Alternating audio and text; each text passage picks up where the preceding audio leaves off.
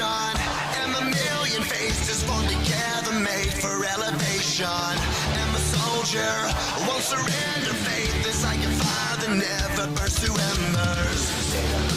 The voice of the unheard. Love is the answer. I gotta speak it, believe it, that's how I feel inside. I can't sit here quiet. You can take my heart, you can take my breath. When you pry it from my cold dead chest. This is how we rise up. Heavy as a hurricane, louder than a freight train. This is how we rise up. Heart is beating faster, feels like thunder. Magic static, call me a fanatic. It's our world, they can never have it. This is how we rise up. It's our resistance, you can't resist us.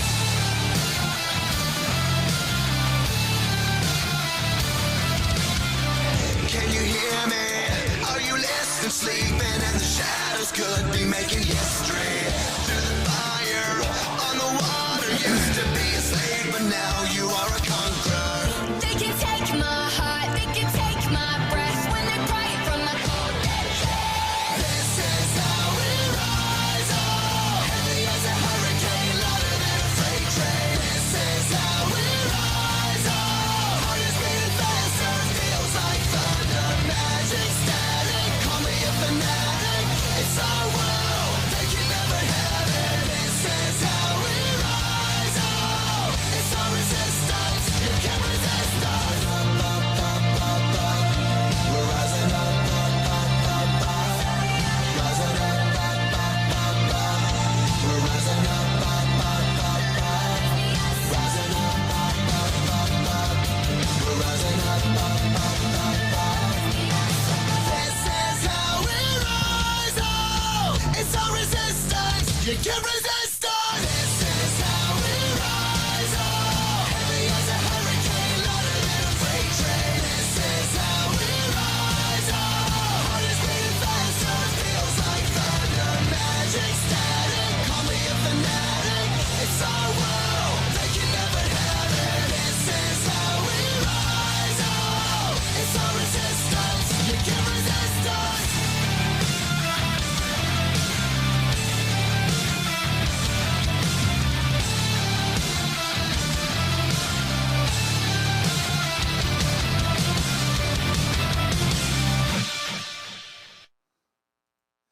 Welcome, everybody, to a special a very special edition of Straight Talk with Joe Vollano. This is day one of the day we thought would never come. Here it is. This is the beginning of exposing City Hall for what it really is. A cesspool.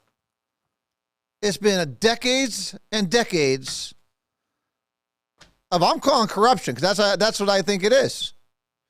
And you're going to hear in their own words, under oath, the shit that's been going on way longer than Guy Scaife has been here. But before we get into that, I know there's a lot of new viewers out there today. I know you are. And I'm glad you're here, because you need to be here. You need to be here to understand what is going on. This is why we do what we do. This is why I'm here. To bring real transparency to government. Because as you're about to find out, when it goes unchecked, it runs rampant. And they run wild.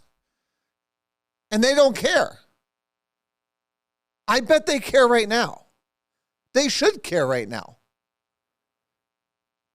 But I am Joe Vollano. I am your host, your guide, and your guide through this, through what has been going on in our city, in the city hall, in the council chambers, and behind it for a long time. The taxpayers have been getting robbed. Our fellow towns next to us, Wallingford, Berlin, getting robbed. If no one thinks lawsuits are coming from them, you're great. You're crazy. Because when they see what's going on that never made it to light, when they see the report that never made it to light, they're going to have a lot of questions. As they should. We as taxpayers should have a lot of questions. We're going to go over these numbers. Over $800,000. We have some serious issues. We have serious issues in City Hall. And we had a man that was willing to fix it. He was willing to take the blows for you and me, to protect the taxpayer. And you're going to find, as we go through this, he was fired for trying to help you. These people that are in office now, on the Democratic side, are dirty. They're dirty. There's no way of putting it. And the mayor, he's just as complicit if he's helping get these people reelected. If he's helping and he supports that slate, especially since some of them, wait till you hear Fontanella. Fontanella, under oath, is absolutely fucking amazing. And the fact that he still sits in the council chambers is beyond me why. He does not deserve to be there. And wait till you hear his comments under oath about the firing of Guy Scaife as a city councilman. It's disgusting.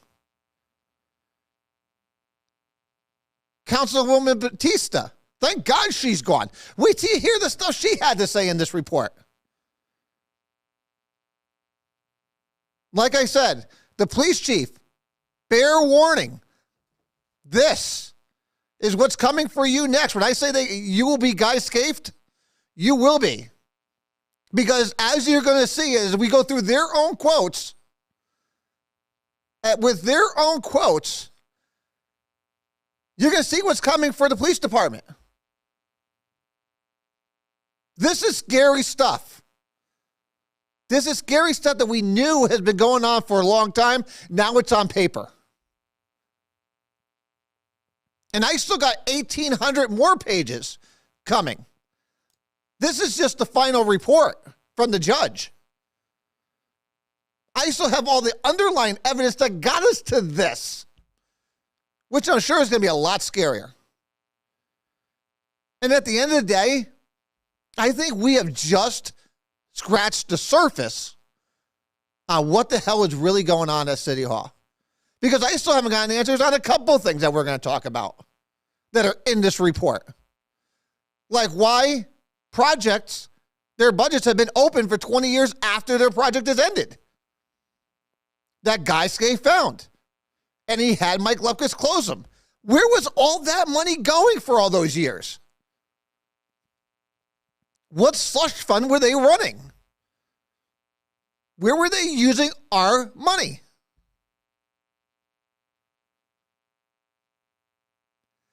We're going to go through this thing step by step. Now, I know, and I apologize already, some of this stuff's going to be pretty long. And we're going to read some of this word by word because it's important that you understand that this is their own words that they are saying under oath. And these facts, what we're about to discuss tonight, is undisputed. No one disputes what we're about to talk about tonight. In fact, it says it in the report. The following facts are taken from parties' statements that are undisputed unless otherwise indicated. And the only thing that is indicated is the end on the counselors, why they fired them. But we're going to get into it because each sitting councilwoman and man at the time had to testify under oath why they fired him. And then we're going to do the timeline. And we're going to show this had nothing to do with discord in City Hall.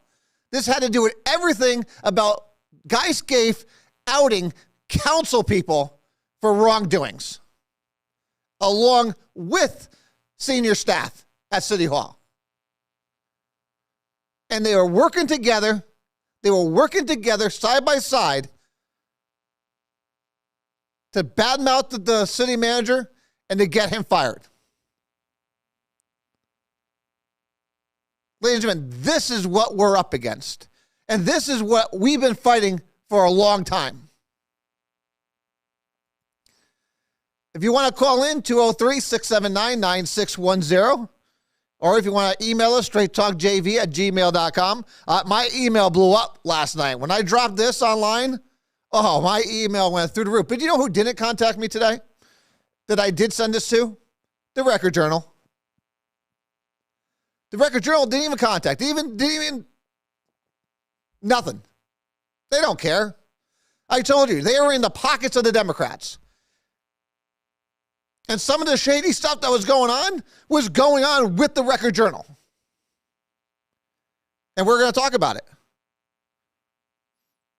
The Record Journal was in cahoots with council people to leak information to put Guy in a bad light. And that's a fact. It's in the report. And it's undisputed. Ladies and gentlemen, the shit's going to hit the fan. This is only the beginning.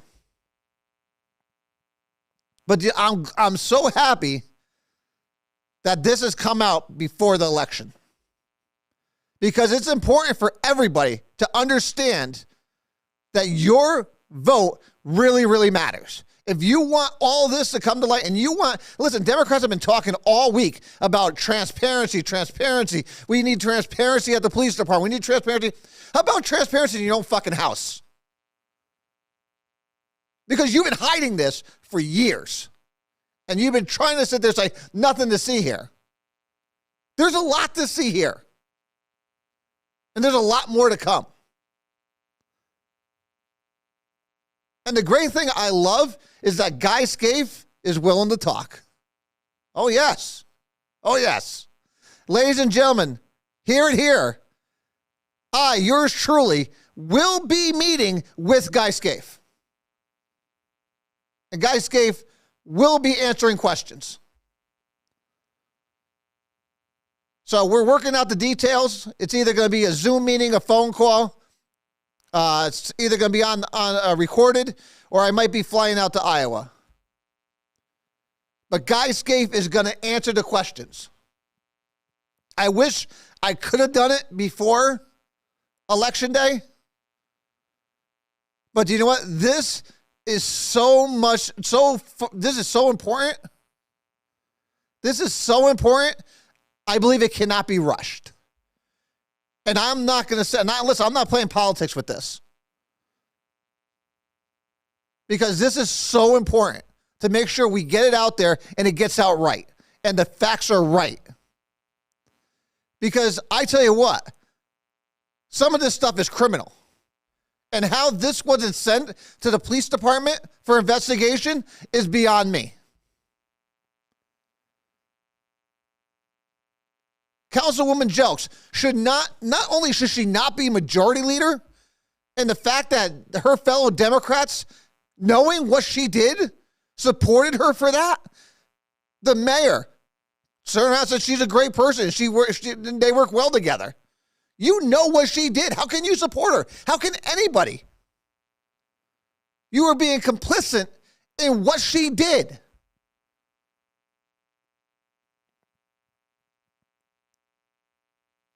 This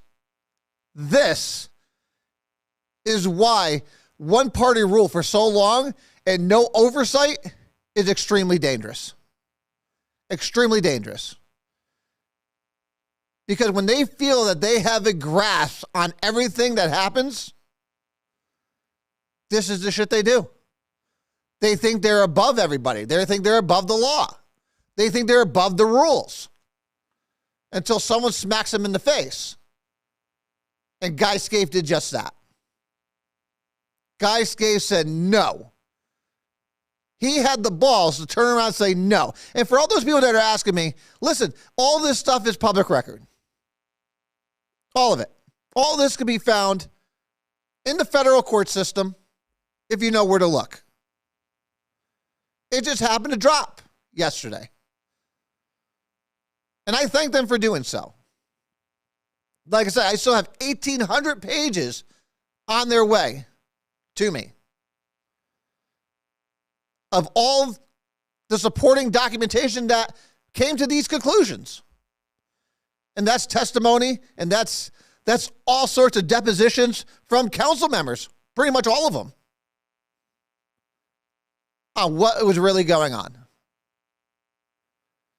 And I want to know why the city decided to try to hide this from the citizens. Why I know why the insurance company did it.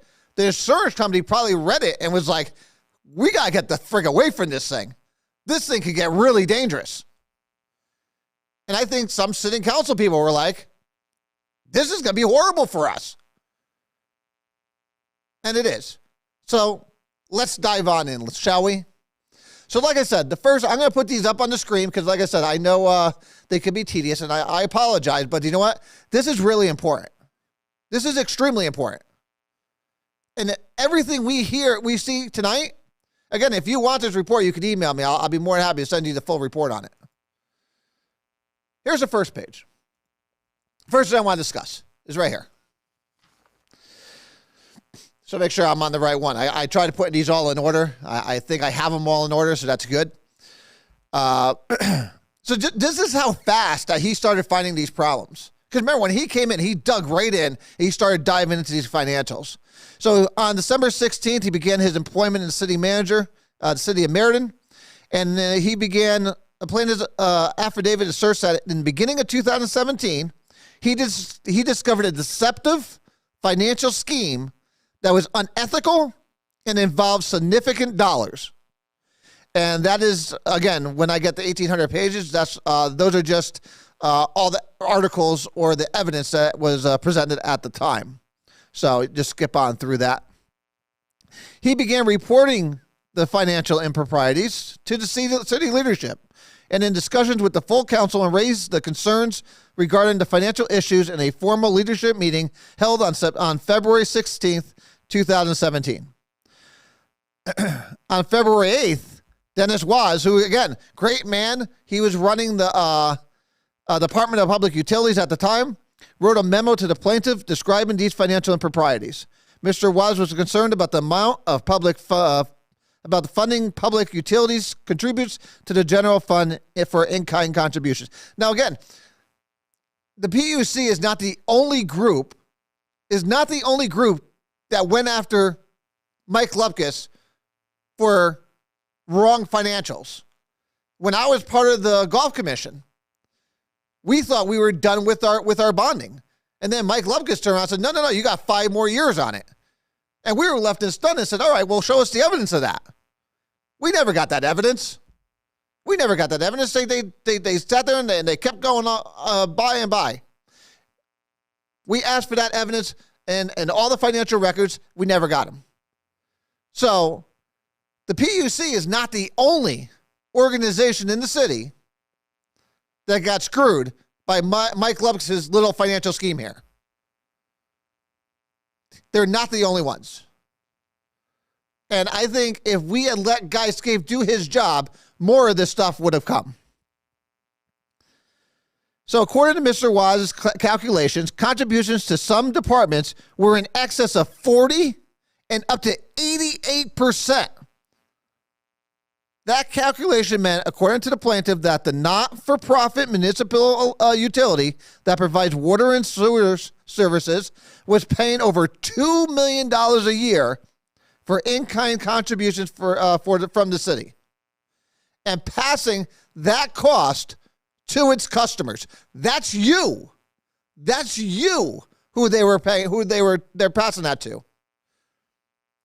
So you know, we're all on the same page. There you go. So that's you that they were passing that on to. You're their customer. So just think about that. $2 million a year. They were passing that over. But it wasn't just you. Because the city of Meriden water and sewer users, but also neighboring towns, were being overcharged and had been increasing year after year because the city finance director, Mike Lupkus, had been automatically increasing the cost allocated to the PUD by 3% every year for at least 10 years without any rationale, while remaining of the town budgets were growing at less than 1% during that same 10-year period.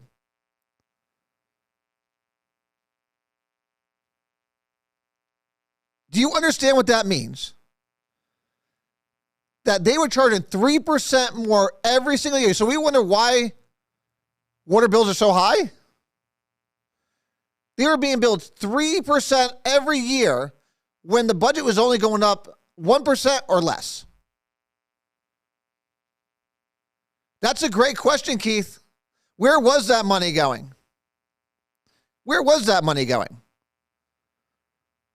So on May 16th of 2017, this expense allocation issue was raised at the Public Utilities Commission meeting, and a motion was passed to spend $37,000 on hiring Wright Price Pierce and an engineering firm to perform a forensic study. Now, that's very important because if you use the timeline on when Guy Scaife was fired, it was literally days before the final report was about to go public. This final report was about to go public 2 days after Guy Scaife was fired. Was that report ever released? No. It's a great question, Sharon, because I've asked that question. Can the taxpayers file a class action lawsuit to get their money back? It's a great question. I have not gotten an answer on it. But we're going to keep asking that question. Pierce produced a draft report December 2017. The draft report concluded, it appears that the financial support provided by PUD is inequitable and for some departments may be considered excessive. So while he was still employed by the city when the draft report was issued, he and Mr. Lupkus provided input on the draft to Wright Pierce in preparation for the final report. According to Mr. Waz, the final report was issued in January 2018, but the plaintiff had already been fired 2 days prior. 2 days prior to this report coming out. Keep that in mind. Let's move on.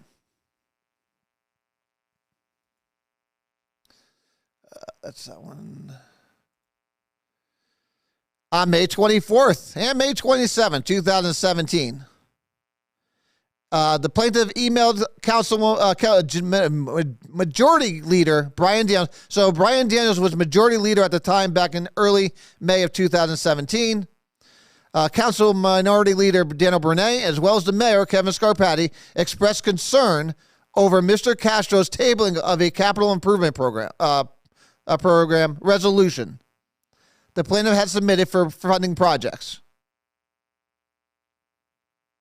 Now, it's important to note that back in April, Castro tried to suppress a PowerPoint presentation from Guy Scaife showing his budget with an $826,000 reduction. That's very important to remember. And we'll get into it again later on in this brief. But that was the beginning for Castro trying to hide what was going on from the public. And when it was brought to Daniels, Brunet, and Kevin Scarpati, they all showed concern over what Castro was trying to do. I am formally requesting something tangible. This is Guy Scaife writing in an email. I am formally requesting something tangible be done to resolve this problem.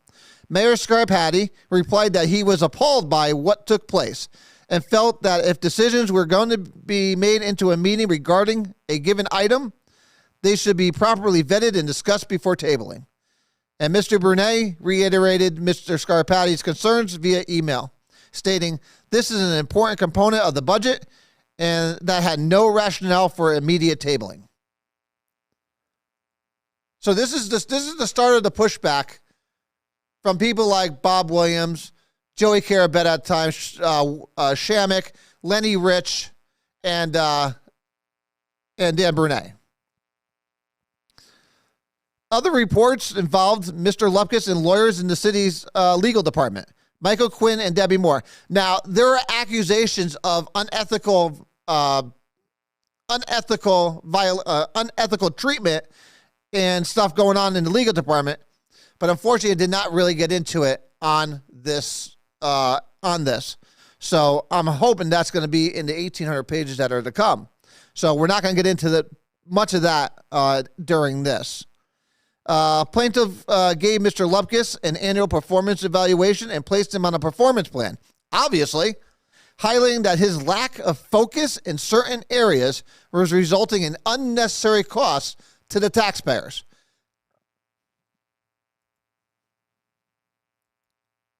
So just remember that.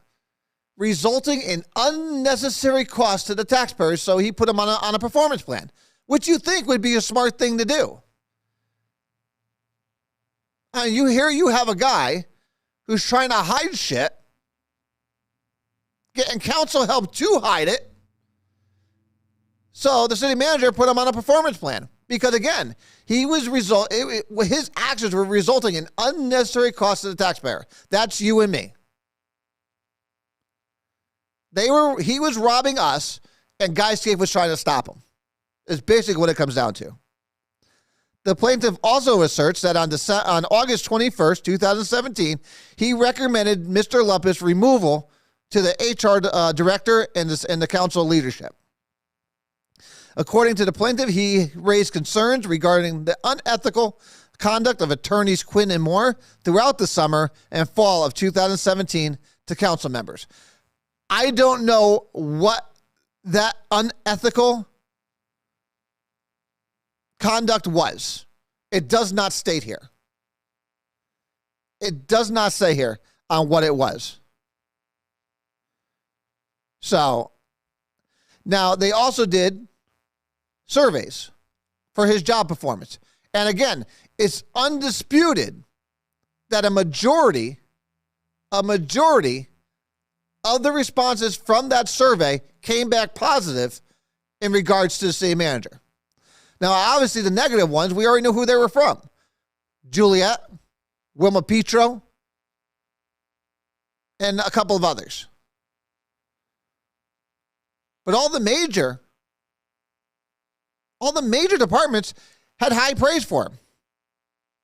And listen, I get it. When you don't want to do your job and you haven't had to do your job for so long, and then someone comes in and makes you do your job, of course there's going to be discord because you're like, who the hell is this? This isn't how we do things around here. We do whatever the hell we want around here. Remember, we had an HR director that was home half the time. And when Guy Scape got here, it was like, no, you're not friggin' going home. You're not working from home on a Friday. Get your ass in the office. And he demanded that workers be in the offices and the department heads be in their offices till 5 o'clock on Fridays.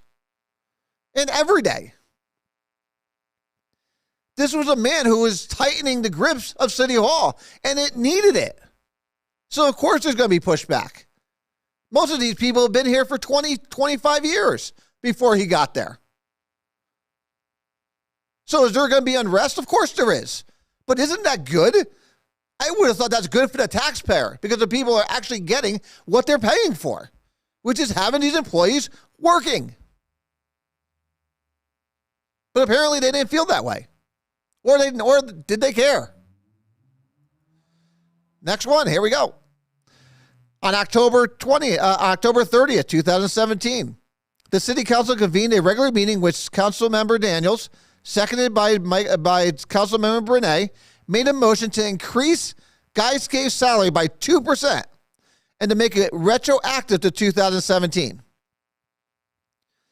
Now, Councilmember Sonia Jelks, which you're going to find that only 2 people voted against this, and both of them were the ones that had issues with Guy Scape and had ethical violations against them. Jelks, Castro, both tried to pull a fast one on the people. So we'll get into that.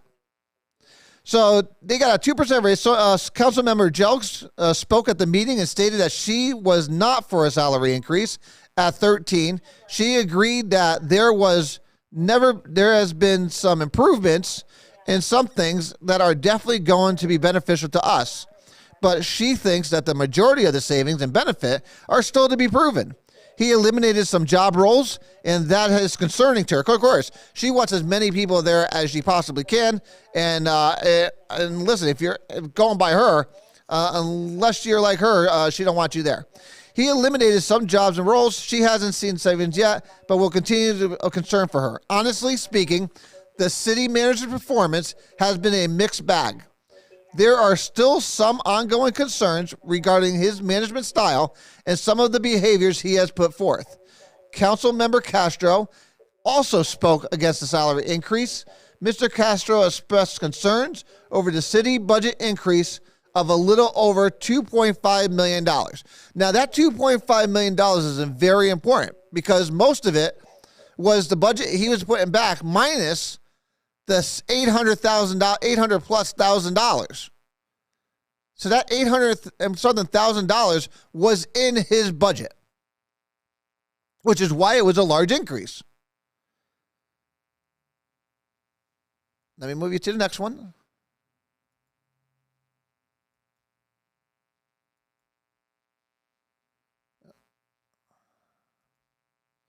There we go. Council members, just so you can follow along, which is why I'm putting these up there. If it's distracting to you guys and you just want to hear me, just let me know and I'll throw it back to the camera. Council members Daniels, Batista, Rich, and Brené, Williams, Shamik, and the mayor all spoke in favor of the increases. All. Now remember, Kathy Batista wasn't on the radar yet. Kathy Batista was not on the radar yet on Guy Scape, which is probably why she supported him.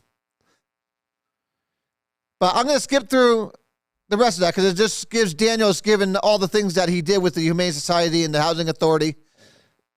But Councilmember Batista stated that she had been hesitant on issues for money reasons. She emphasized that she has now remember, this is what? This is going back to what, May? She has full confidence in the city manager that he is going to address those things, including the recommendations were made during executive session. And she has confidence in, but she also wants to make a public statement that she is also strongly supportive of our staff and our staff's concerns. City staff has gone through a big change. Obviously, they're being put to work in the past year, and it has been difficult for some, those who are lazy as shit, for some, and everyone has their opinions and thoughts like that. This is not the place for any conversation. And it has been a difficult time for everyone, but she is in favor of the salary increase because she can specifically point to things that the city manager has done, that she has seen, that she has worked with him on, and she appreciates that.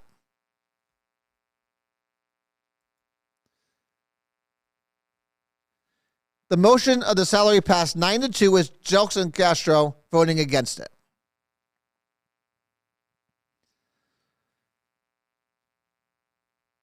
So that's where we stand on that. Now, I just want to make sure I bring up the next one.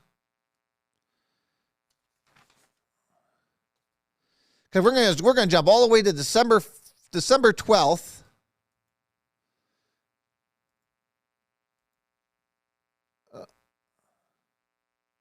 I jumped all the way over here, and it kind of...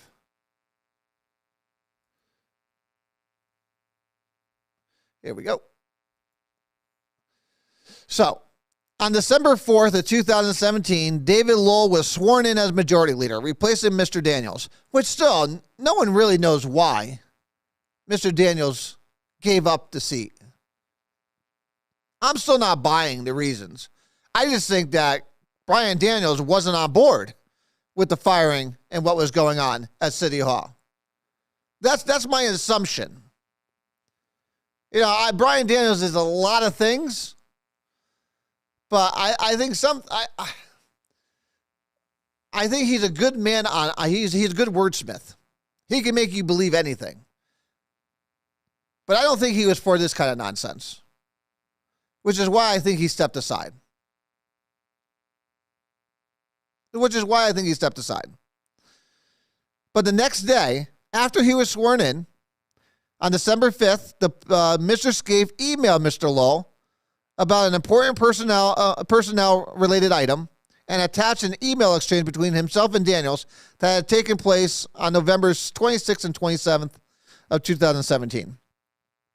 In his email, the plaintiff requested that City Council consider his termination recommendation, which was, again, guys, was for Mike Lupkus, letter from late August, as well as the performance issues related to the legal department. The email does not name him personally and all that kind of junk. We don't need to worry about that.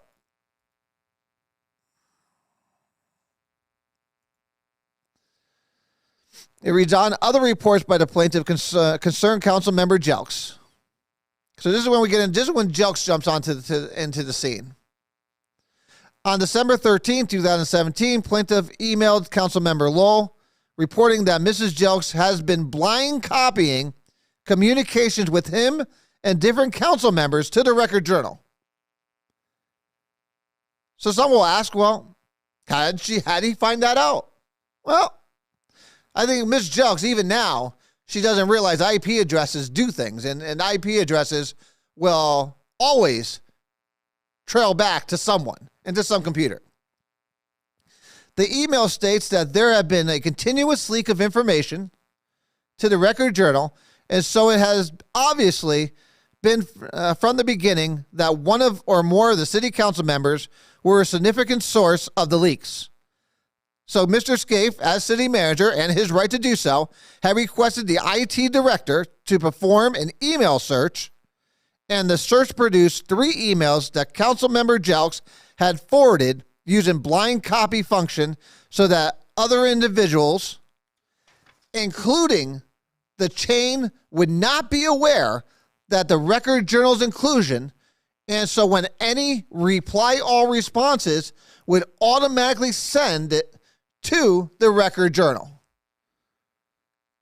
Ladies and gentlemen, I don't even know where to begin on that. That violates so many different ethical violations. So many. Do we care as a taxpayer? There should be, I agree with you, Bob. There should have been there should be an FBI investigation on this right now. It's absolutely ridiculous. She was blind CCing. She was blind CCing the Record Journal. And we wonder why the Record Journal wants no part of this. The Record Journal doesn't want to get into this kind of stuff. But that's not all she was doing.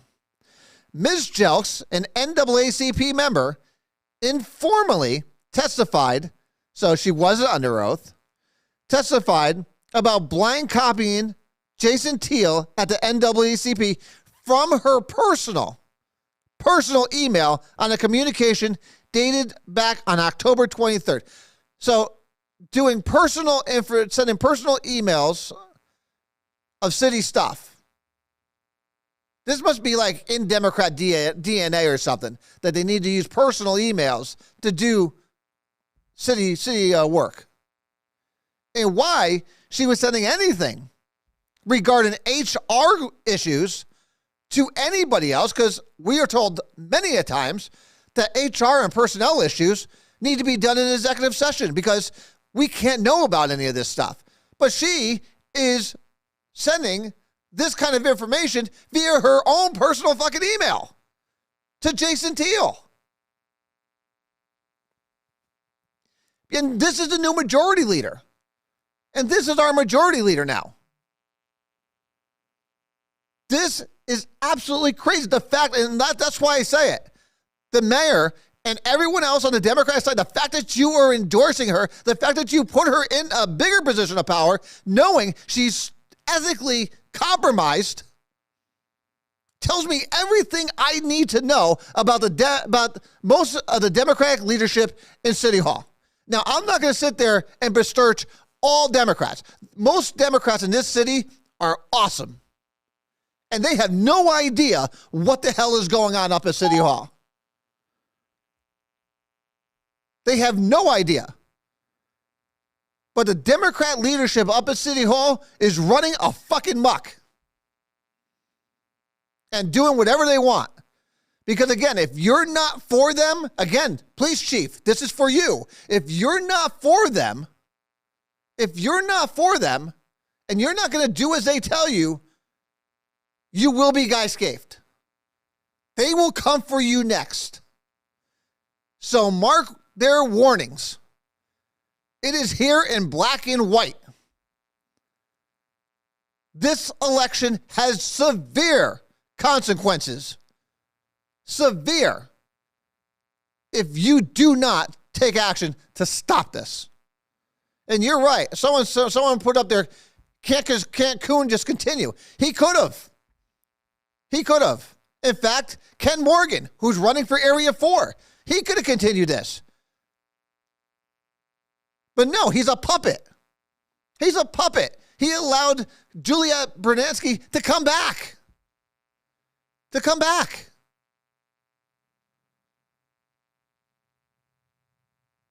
And he wants to be a city leader in the city? No. He just showed you how compromised he is and how in bed with Democrats he is with the city leadership there. There is no accountability, and there's no accountability now. And Ken Morgan wants to be a city councilor? Hell no. It's a disgrace. It's an absolute disgrace. So according to Mrs. Jelks, the NAACP requested a meeting. They asked us to negotiate a meeting with Marcy, who is she was the new HR director, which they didn't want in there. So they wanted her out. And that'll come into play later because when Ms. Batista's comments come up, you'll know exactly what I'm talking about. They had a hit list. They had a hit list. And they were putting it into action. And they were gonna take out one by one. And it's admitted to later on in the paragraph, in the brief here. So they wanted a meeting with her, with the city manager, which we did, and these were questions they wanted to ask. They wanted to know what her stated that in her affidavit that the NAACP made inquiries that were focused on her activities as head of HR and her qualifications. Having worked in the HR field for many years, she had prior dealings with the NAACP. However, this meeting with the NAACP was different. The questioning by the NAACP did not have a neutral tone. The meeting started in an accusatory tone as if she had done something wrong and had to defend herself. So the NAACP had their sights. NAACP, Sonia Jelks, Batista, all had their sights set on her. She was next to go. She was next to go.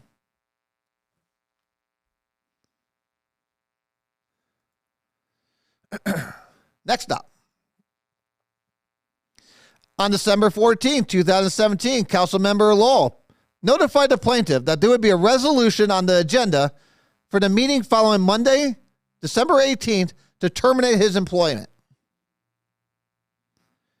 On December 15th, 2017, the agenda for the December 18th meeting was posted, listing the resolution to terminate plaintiff. All 12 council members were present for that meeting. I'm just going to skip through that. We're going to move right over to this one. I'm sorry, that might be a little hard to read. So all 12 counselors were there for this meeting. Now, this is where it gets a little long because I'm going to have to read all this. At the public meeting, council members Lowell and Cardona presented item 15, the resolution to terminate plaintiff without cause before the end of his 3-year term that provided the plaintiff his annual salary plus benefits for 6 months after notice of termination.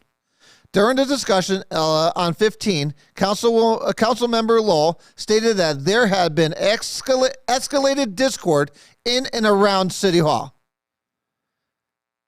That the discord was not a surprise to Guy Scaife, and that the escalated discord was not a surprise to the mayor or the minority leader or his caucus, as they had seen previous executive sessions, council meetings, and has been included in communications between or about city staff and Guy Scaife. He said the termination was not about any one event or situation, or any one employee or department head interaction, or any one disagreement. This is about, as evidenced by tonight's agenda, this entire body of 12 members who have expressed concern with the escalating discord. Council member Williams spoke and asked why the termination was done in secrecy. And it was, because apparently nobody knew about it. And this is Bob Williams, Councilwoman Williams. I mean, we had, and when I say we, I'm referring to the mayor, myself, Shamik, Brunei. We didn't learn about this till literally the 12th hour. We had no idea what this was even on the radar screen.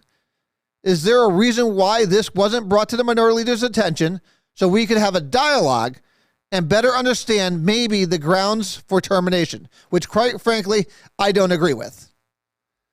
And the answer to that, Mr. Williams, was obviously no, because that report on the PUC was coming out in 2 days. So they could not, would not let Guy Scave be there to let that report come to light. A lengthy discussion ensued in which several council members spoke on a variety of issues, including the 2% raise that the plaintiff had received on October 30th, just 2 months earlier. The SERMA issue was a healthcare issue, which again, that was brought up to ethical violations. They thought Wilma Petro and Julia Bernansky brought it to Mike Quinn, feeling that there was ethical issues with the whole deal, the SERMA deal. It was investigated by not only Mike Quinn's office, but then an outside law firm at the cost of $19,000 that came to the same result that Guy Scaife did nothing wrong. The FBI investigation, which was not even real, and the payment of 6 months' salary plus benefits due to the plaintiff as a result of terminating his employment without cause. The plaintiff spoke about his impression of the events that took place leading up to the council meeting and his plans moving forward. And this is where I give this man a lot of freaking respect. And he got a lot of balls. Because to the very end, this man was looking out for you. Looking out for me as a taxpayer. This is what he said. This was a quote for Guy Scaife. I have also found and reported to you ethical violations, intentional efforts to do severe damage to my personal professional reputation. My blowing the whistle on these wrongdoings by senior staff and counselors have resulted in numerous retaliatory acts starting back a year ago and has gone through and to include this resolution of termination planned for tonight. We ought to really step back and think about what wasn't done when I first started complaining. First verbally and then began putting in writing as of late last November of acts by senior staff as well as council members that were doing things in conjunction with. The majority did nothing. They did nothing but hide evidence and hide wrongdoings. They tried to sweep it under the rug. They tried bullying Guy Scaife into becoming a Tim Kuhn, who is just a lappy for the Democratic Party up at City Hall. He's a lackey for them. He is their little puppet. Ken Morgan is their little puppet. And reading this, neither one of them deserve to be there. And they shouldn't be there. And the plaintiff also stated that if this termination resolution failed, if they did not fire him, he would still proceed with disciplinary actions he requested on Finance Director Lupkus, continue to blow the whistle on the wrongdoings, whether it be staff or council members, and file an official ethics complaint on actions by some council members. He had the balls to even tell him. He's like, listen, even if I'm still here tomorrow, I'm still going to come after your asses. Because it's all about transparency. It's about putting this stuff out in the open. About putting this stuff out in the open.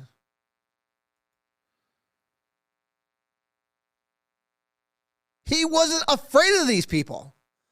See, they live off of fear. They live off of it. That's why they hate me so much. I don't fear them. I don't give a shit about them. I do this for the citizens of Meriden. People ask me all the time, why are you doing this? This is only going to create problems for you. This ain't going to create no problems for me. They can't do nothing to me. Who are they going to do? Call my boss? Go for it. It's me. I don't care. They hate people like me. They hate people like me. Because I'm not afraid of them. I'm willing to smack them in the mouth with the facts. And I put my money where my mouth is. I don't have to do this. But I'll gladly pay $700 to grab 1,800 pages of facts to bring this shit to light for the taxpayers of this city. Because they deserve it. Because you deserve to hear the truth. You need to hear the truth. You need to hear what's really going on at City Hall. You really need to know what's going on up at council. That's why this is so important to make sure every single person hears this as quickly as they can before Tuesday. This needs to be shared. But we're not done yet. So 8 council members voted to terminate the plaintiff's employment, and the other 4 members left the meeting and were not present at the vote. Which kudos to them. Because they should have stayed there for that nonsense. Here's where it gets a little interesting. And this is where, again, the balls of some of these council people. On December 19th, the day after the plaintiff's termination, Cheryl Costello, who was hired in November of 2016 by the plaintiff for the position of communication manager, received a note slipped under her office that said, "You two are next to go," with a smiley face drawn on each side of the text. At that time, Ms. Costello shared an office space with Director IT Facilities, Russ Ford, another individual hired by Guy Scaife. Costello stated in her affidavit that it was obvious that the note was directed at him and me. But this is where it gets this next line. Ms. Batista, Councilwoman Batista, admitted during her deposition, under oath, that she had a conversation with Doreen Brody, an assistant to the city manager's office, in which Batista said something to the effect, 2 down, 2 to go. That is what is fucking wrong with City Hall. Get these. I'm so glad Mike Carabetta is there. She has no place to be in fucking public office. She is a disgrace. 2 down, 2 to go. Councilwoman Batista, 2 down, 2 to go. Do we have to say anything else about what's going on with the Democrats up at City Hall?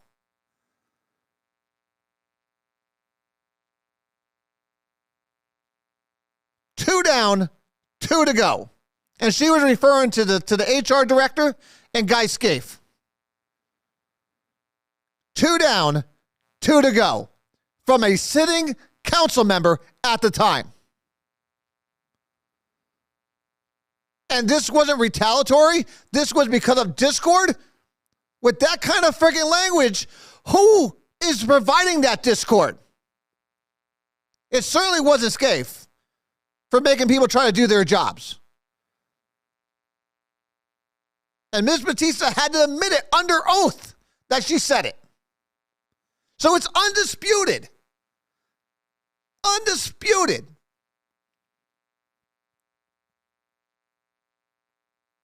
They had a hit list. They had a hit list, and they were working their list. And they had to push Guy Scaife out so quick, because that report was coming out 2 days later that was going to blow the whole shit to pieces. And it was going to expose everything that's been going on. All the way back from Larry Kenzier, Mike Lupkis, Mike Rohde as mayor. And it went on and on. And these people still sit in their fucking chairs today. How is that, people? How is that?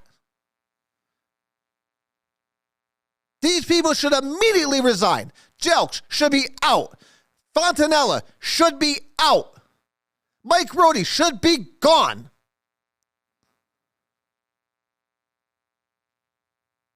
along with the rest of them that voted to fire Guy Scaife. Because now they had to go under oath on why they need and how they voted. And that's where this thing gets really, really scary, especially with Fontanella. Fontanella, listen, I sit there and say it all the time. I always thought he was a reasonable man. I always thought that Bruce Fontanella was a reasonable man. But when you hear what he put in here on a reason why he fired Guy Scaife, he should resign tomorrow. He should resign now. Because you have no business being up there at City Hall.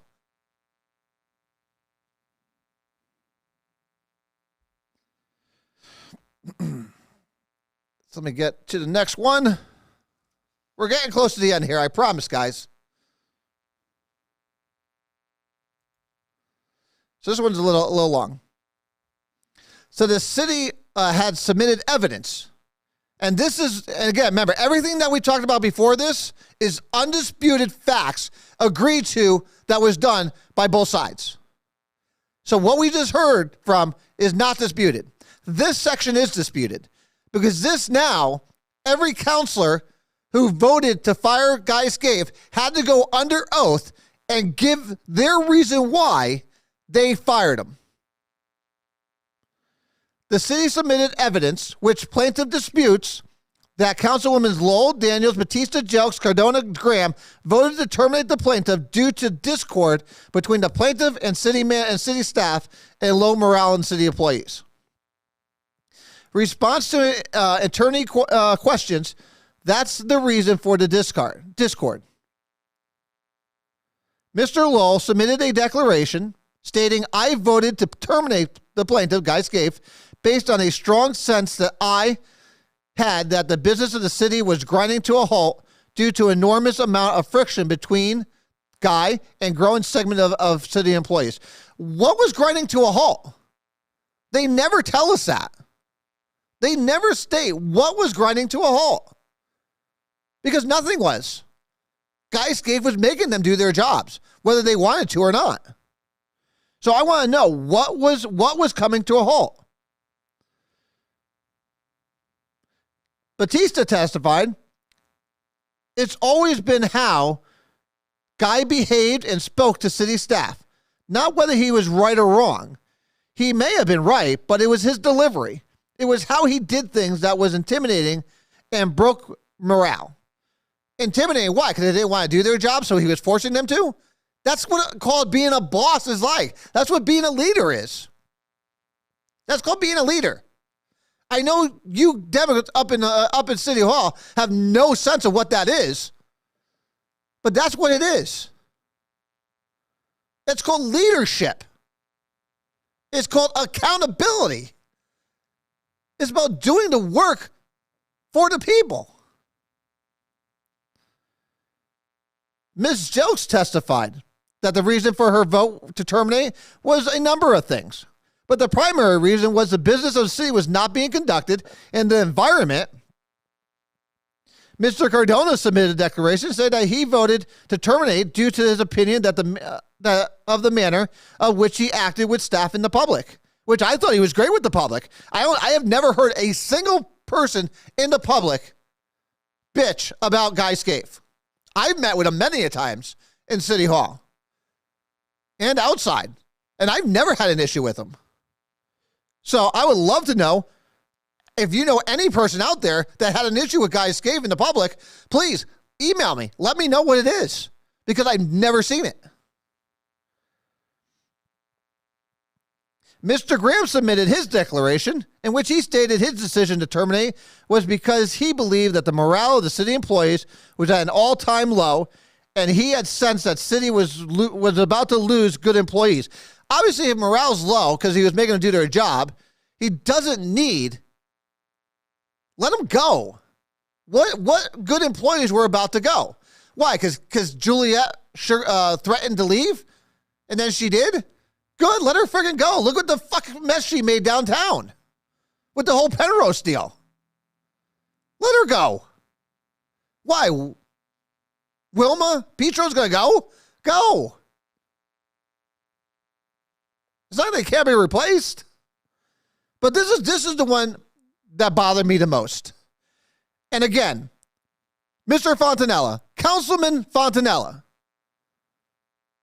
you need to call me and explain to the public what the fuck you were thinking here. Because you have a man's personal and professional life in your hands, and this is the shit you give us? This is what you're going to tell us, how you came to a decision on to fire a man and to turn this city upside fucking down. Councilmember Fontanella voted to terminate the plaintiff's employment because the majority leader asked him to. You're a fucking city councilman. Are you kidding me? A city councilman. And you're telling me you fired this man because someone told you to. You're an attorney, for crying out loud. The hell's wrong with you? You are a disgrace. An absolute disgrace. Mr. Lowe asked me to, and because I respect his opinion, I did so. That was in his declaration. David Lowe asked that I support the termination of Guy. I voted for the termination as I respect the opinion of Mr. Lowe, and he requested my support on the resolution of termination. I mean, people, are you kidding me? Are you kidding me? That's not leadership. That's not leadership. You're about to throw a man out on his ass, ruin his career, and you didn't even read anything that you were even going on because someone told you to. You fired him. You should have recused yourself. Recused yourself. You were a freaking attorney, for crying out loud. And I thought a respected one.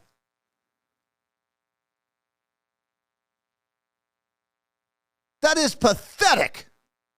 You should be ashamed of yourself. You should be ashamed of yourself. You didn't only let your constituents down, you let the whole process down. You should not be on the city council, and you should recuse yourself and resign right now. You have no business being on that city council. If that's the way you act, if that's the way you make decisions, you just show up. Is that what you do, Mr. Fontanella? You just show up and just ask them, hey, guys, how do you want me to vote on this tonight? Is that your job? Is that how you see your job? You don't think something that's that important that could come back and haunt the city for years to come, you don't think that was important enough for you to fucking go and look to see what you were voting on? Have a conversation with Guy? Are you kidding me? Because David Lowe asked you to, and you respect his opinion. That is a shitty way of running a government. And that is scary, because that is gross negligence on your part.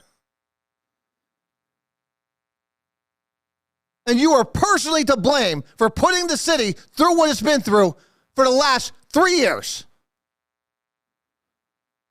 And this man wants to be reelected. This man's up for reelection this year.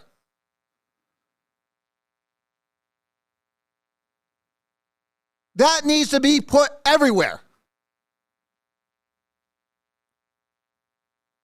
Because David Lowe told me, I had to read it 3 or 4 times. I was so taken back and so pissed off about it.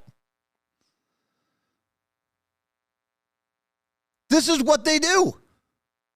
This is what they do.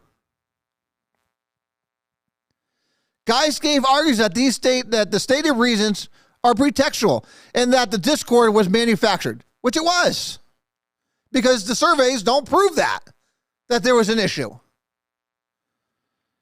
He asserts that council members made the decision to terminate because they knew that the scheme of overcharging PUD was about to come to an end.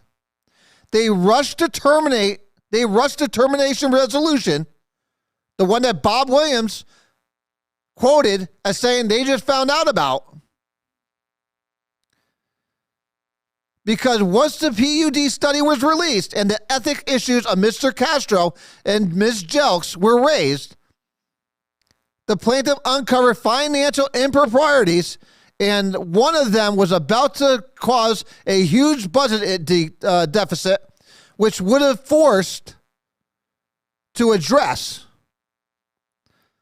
So what was about to come out was going to force them to address the financial burden that was about to be set forth on the taxpayers of Meriden.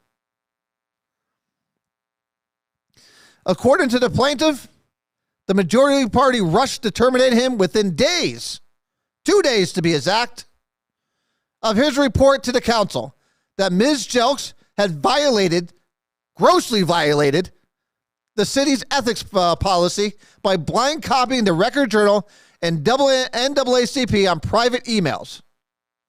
And within days of the report that Mr. Castro had also committed an ethical violation.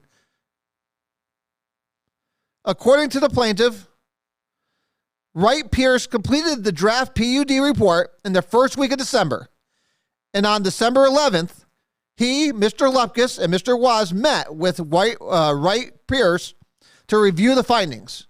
The draft report showed an annual over-allocation to the PUD in excess of $871,000 per year. Let me repeat that one more time. Mr. Lupkus, the draft report showed an annual, every year, over allocation to the PUD in excess of $871,000. Now, this was going on for more than 10 years. That's almost $1 billion. $1 billion over 10 years. Plus. Wrap your mind around that. The city taxpayers, you paying the water and sewer bills, were overcharged $1 billion over 10 years.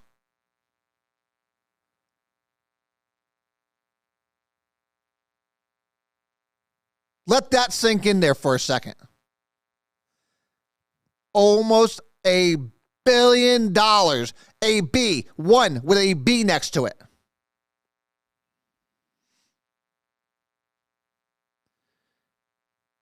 Guy asserts that in that meeting, he made it very clear that he intended to present the study and the findings to the city council, and the new budget would reflect the correct allocation to the PUD. The final report was sent to the city by January. Plaintiff does not assert that he discussed the draft report with the council members because he wasn't there. It was obvious to everyone that he would have implemented the findings of the study. During that period, the plaintiff was pressing for Mr. Lupkus' termination. Get us to the next one. Majority council members needed Mr. Lupkus to avoid implementation of the PUD study, which would have caused a budget deficit, a situation would not be in the best interest of the majority party, since addressing it would require cuts in spending or tax increases, a large tax increase. And then if you want to see what's underneath, so that's how they arrived at the $871,000.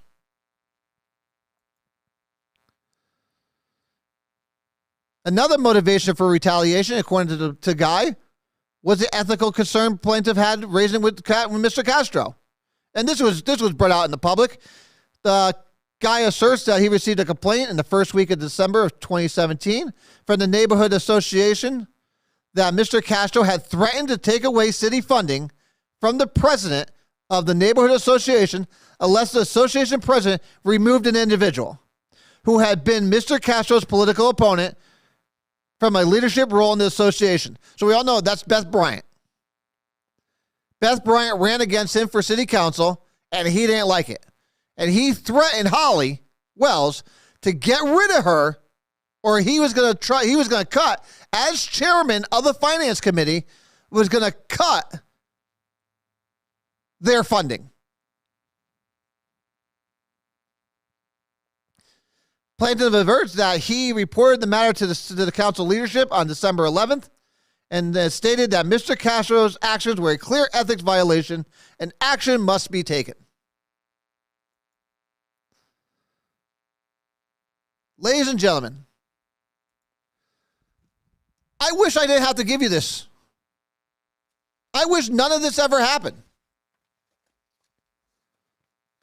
But it did. And there's 9 more pages on the rulings of the judge. This is what's going on. This is what's been going on for years. They've just never been called out on it. So the question now is, what do we do about it? What do we do about it? The facts are out there. And there's more to come. Because this is only the summary from the judge. This was written by U.S. District Judge Michael Shea. That's who wrote that. So we now wait for the 1,800 pages of underlying evidence to support what he wrote. And then we meet with Guy Scaife.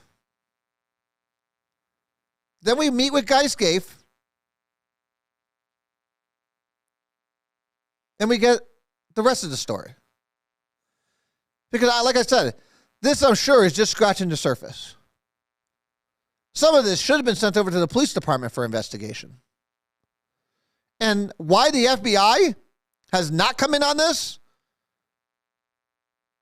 Because, remember, Guy Scaife also found line items in the budget still open, still being funded for projects that ended 10 to 20 years ago. There were items in the budget on a yearly basis being funded by the taxpayers for projects that ended 10, 20 years ago. And Guy Scaife found them and said, no, close these. But the problem is now, where the fuck has all that money been going? With all those accounts that were open, that were being funded by you and me, where was that money being funneled to? That question has never been answered. It's never been answered. We have a right to know.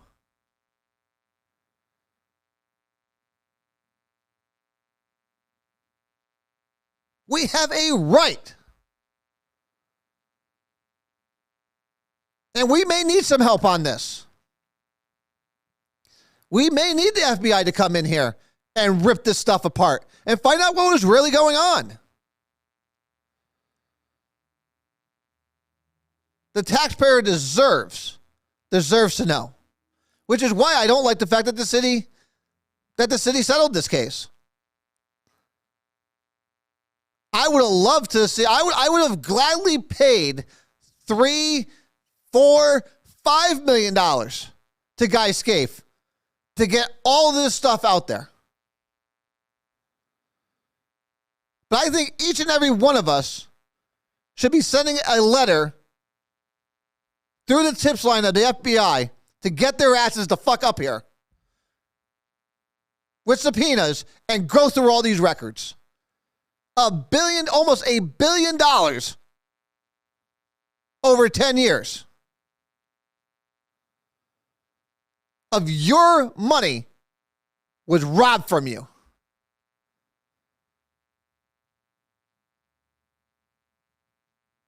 And they tried hiding it. They tried to hide it. I always said the day Guy Scaife got hired, I was like, what is this council doing? I don't think they realized the kind of guy they were getting. I don't think they realized I knew what kind of guy they were getting. I met with him. I knew exactly who he was, which is why I constantly I was like, I can't believe this is happening. This is the greatest thing ever. This guy he's not going to be a pushover. He's not going to be a pushover. And he wasn't. He is the best thing. He is my hero. Guy Scaife is my hero. Because he is going to be the one to save Meriden. And they may think they had gotten rid of him and that's where it ended. I am more than happy to grab that baton, sir. Mr. Scaife, I will grab that baton and run to the fire of hell to get this shit out in the open.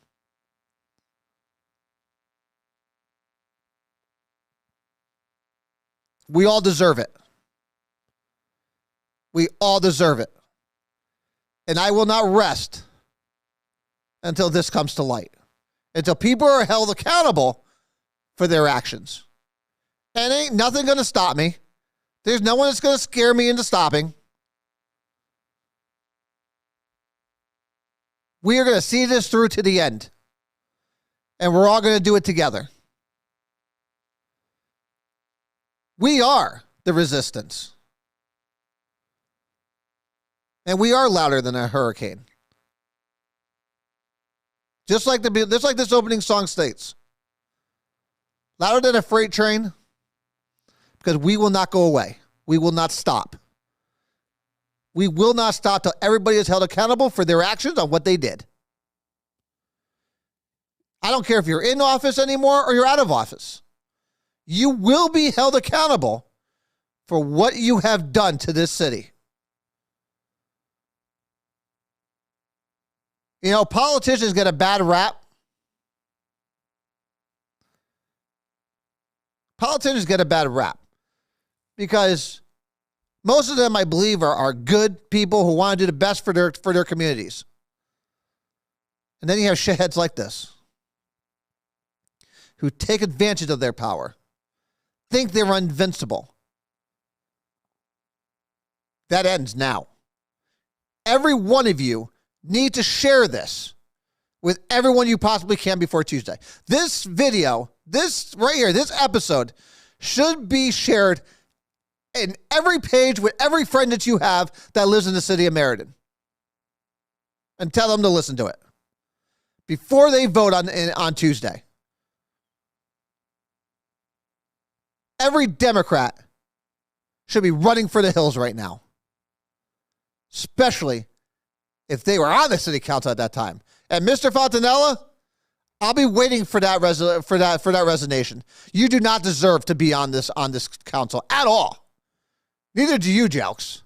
But I already know you don't give a shit about what the people think. You're going to do what you want because you have your own agenda that you're trying to push on the people. But Fontanella, I'm highly disappointed in you. Highly disappointed. I can't believe I read that. You have absolutely no business being on this council. I'm ashamed of you.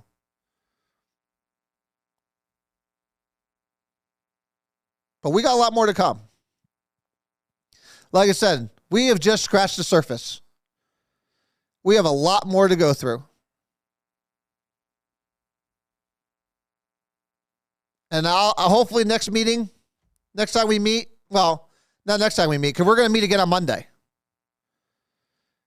Tomorrow's Halloween, so we won't meet tomorrow, but we'll meet again on Monday. And we'll have a show on Monday night, 7 o'clock. We'll be right here. And we'll get the friggin' backlash. We'll see what people are saying. We'll see how much people are paying attention.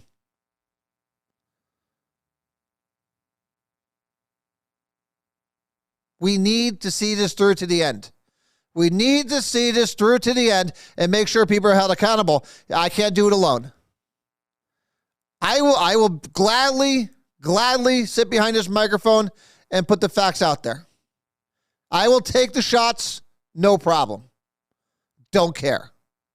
But we will see this through to the end. And we'll do it together.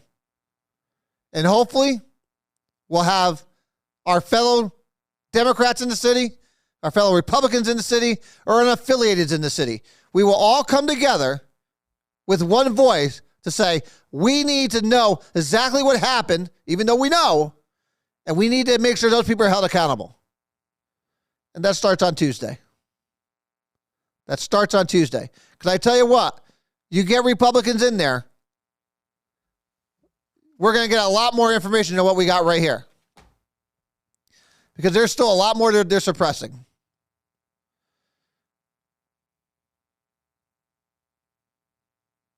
Republicans will have to sit there and push this thing out and get all that information out there. We will have transparency in this city. Hella high water. Whether I have to do it myself here, doing all this, I prefer we all do this together. But until then, we'll meet on Monday, and we only did an hour and a half. I had predicted 2 hours. So we'll talk about this again on Monday. We'll get reaction. I would love to say, I can't wait to see your reactions. But yeah, Republicans and we the people, I'm sorry. We're going to get this out there.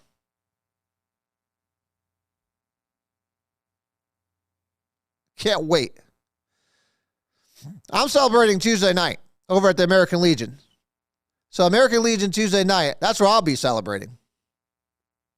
Celebrating not only a Republican wave, but for the people of this city, if you really, the Democrats love talking about transparency right now, this is what true transparency looks like. And they have been nothing.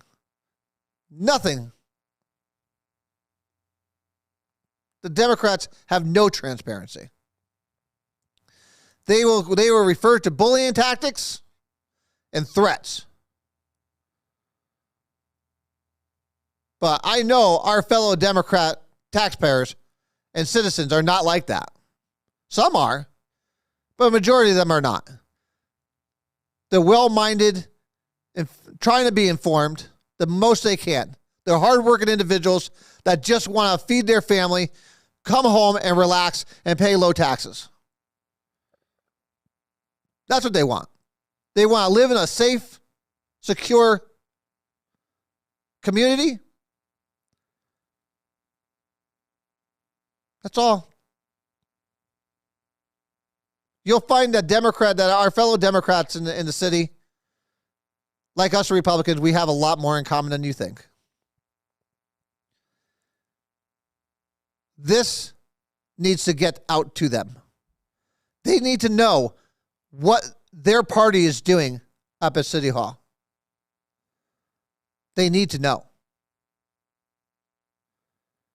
And we all need to come together to put an end to it. We all need to come together. Republicans can't do it alone. We the people can't do it alone. Independents can't do it alone. Unaffiliated can't do it alone. Democrats can't do it alone. This is our time to come together as a community to fix what is broken. And that is our city government. What we went through tonight is very disturbing. But yet it's not surprising if you've been paying attention.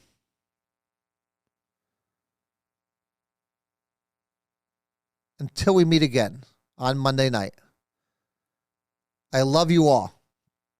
No matter what your affiliation, I love you all, and I know you want to do good to the city.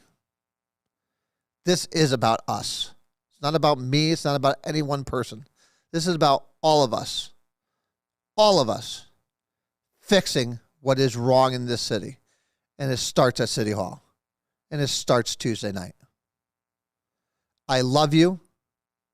God bless you. And God bless this amazing country of ours. Until next time, I'll see you and good night.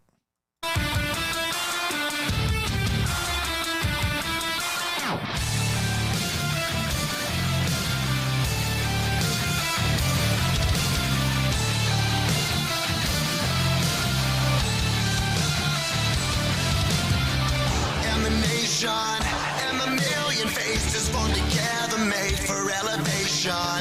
And my soldier won't surrender. Faith is like a fire that never burns to embers.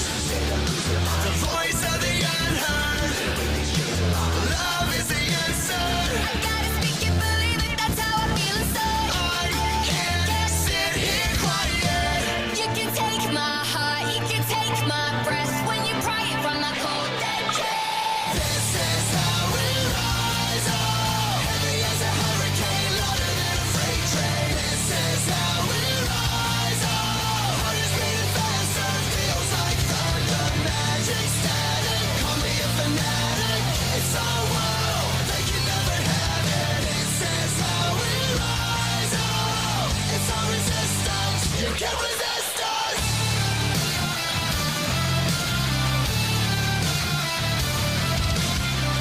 Can you hear me? Are you listening? Sleeping and the shadows could be making history. Through the fire, on the water, used to be a slave, but now you are a conqueror. They can take my heart, they can take my breath when they pry it from my cold dead chest. This is how we rise up. Heavy as a hurricane, louder than a freight train. This is how we rise up. Heart is beating faster, feels like thunder. Magic static, call me a fanatic. It's our world, they can never have it. This is how we rise up. It's our resistance, you can't resist us. We're rising up, rising up, we're rising up, rising up, we're rising up. This is how we rise up. It's our resistance, you can't resist.